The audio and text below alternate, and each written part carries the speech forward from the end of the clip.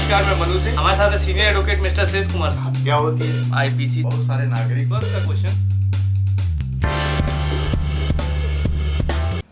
Hello friend, नमस्कार, मैं मनु सिंह और हमारे साथ है सीनियर एडवोकेट मिस्टर शेष कुमार सिंह।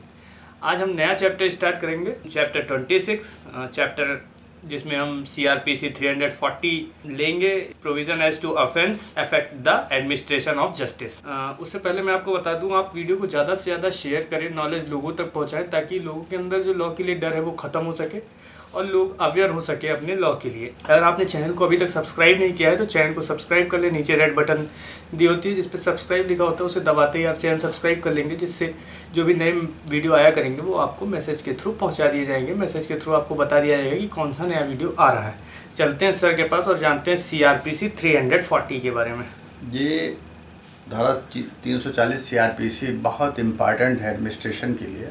जी अगर किसी भी न्यायालय से मतलब जो धारा 340 CRPC में दिया गया है, न्यायालय से मतलब सिर्फ एक न्यायालय से नहीं है, पूरा दंड न्यायालय, सिविल न्यायालय और राजस्व न्यायालय, जी तीनों का उससे मतलब है। ठीक है जी इन न्यायालयों पर जो ऐसे अपराध किए जाते हैं, साक्ष्य में फर्जी दस्तावेज लगाकर या साक्ष्य में चीटिंग करके जी या अवमानना करके किसी तरह के न्यायालय के, तो अगर कोई व्यक्ति न्यायालय पर एप्लीकेशन देता है 340 CRPC में, जी और वो धारा 195 CRPC में जो अपराध की लिस्ट दी गई है जी उसमें 172 से 88 ये अवमानना से संबंधित हैं, जो प्रशासनिक अधिकारी हैं, जी जिनको न्यायिक क्षेत्राधिकार भी प्राप्त है रेवेन्यू के, जी और एडमिनिस्ट्रेशन भी उनके हाथ में है। जी ऐसे कोर्ट पे कोई अगर एप्लीकेशन आती है 340 CRPC में, जी तो वो जो न्यायालय है, ये जो जो प्रशासनिक अफसर हैं, जी ठीक है, जी जिनको न्यायिक अधिकार भी प्राप्त है, जी वो एक परिवाद तैयार करेंगे। जी ठीक है, जी उस दस्तावेज के बारे में पूरी जांच करेंगे जी कि किस स्तर पर फोर्जरी की गई है या साक्ष्य में फर्जी दस्तावेज लगाए गए हैं जी या गलत आदमी का साक्ष्य दिया गया है। ऐसे सब केसेस में एक परिवाद तैयार करेगा। पहले तो उसका निचोड़ निकालेगा जी कि पूरे केस में कहाँ अपराध हुआ है, ठीक है, जी और फिर उसका परिवाद तैयार करेगा। और अगर उसको लगता है कि अपराध हुआ है जी तो वो प्रथम श्रेणी के मजिस्ट्रेट को उस परिवाद को रिफर कर देगा। जी क्लियर?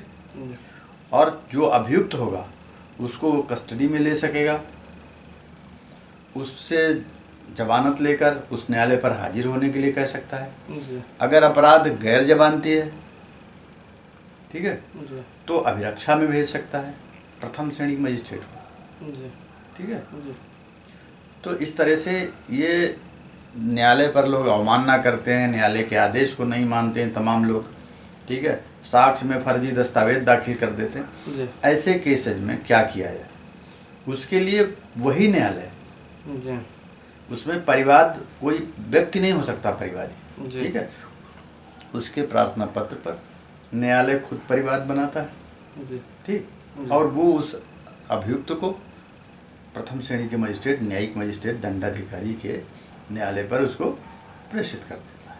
जी ठीक है, अब जहाँ ये केस उच्च न्यायालय में है, जी तो उस उच्च न्यायालय की स्थिति में हाई कोर्ट में है अगर, तो वो जिसको भी न्यायालय को उसके लिए अधिकृत कर दे वो जांच करेगा। जब परिवादी उच्च न्यायालय स्वयं होगा जी तो वो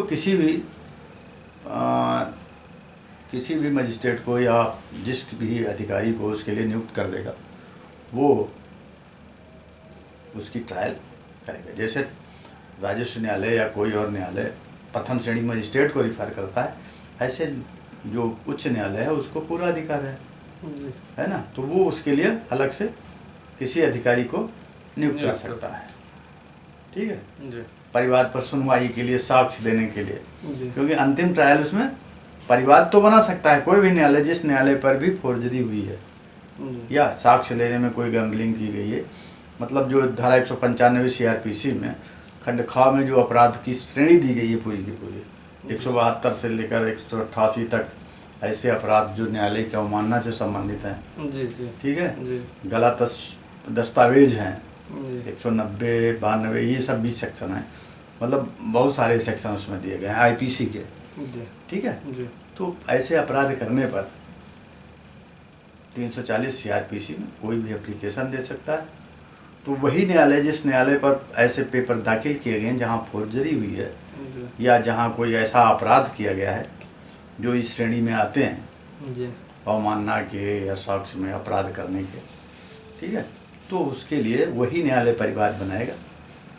अब अगर वो न्यायालय, एक स्थिति ये भी हो सकती है कि जिस न्यायालय पर परिवाद आप कोई केस चल रहा है जिस पे कोई फोर्जरी हुई है, कोई ऐसा अवमानना का अपराध हुआ है, तो वो न्यायालय खुद परिवाद बनाता है। अगर वो न्यायालय मान लिया परिवाद नहीं बनाता है, जी ठीक, तो उसका जो सुपीरियर कोर्ट है जिसके वो जस्ट सबॉर्डिनेट है, जी जिस तरह से धारा 195 में कार्रवाई होती है, जी ठीक है, उसके न्यायालय उस पर वही वो प्रेषित कर देगा और वहाँ से कार्रवाई होगी। जी ठीक है। वो न्यायालय उसके लिए सक्षम।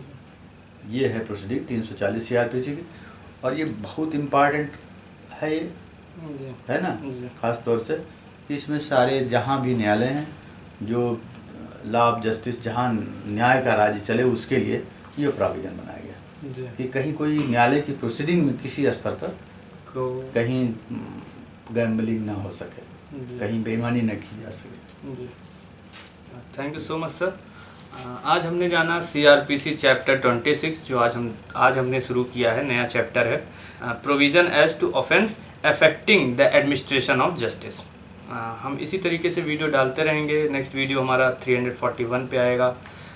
इसी तरीके से हम वीडियो डालते रहेंगे। हमारे पुराने वीडियो तक जाने के लिए वीडियो के लास्ट में 3-4 लिंक आते हैं जिससे आप आसानी से हमारे पुराने वीडियो तक जा सकते हैं।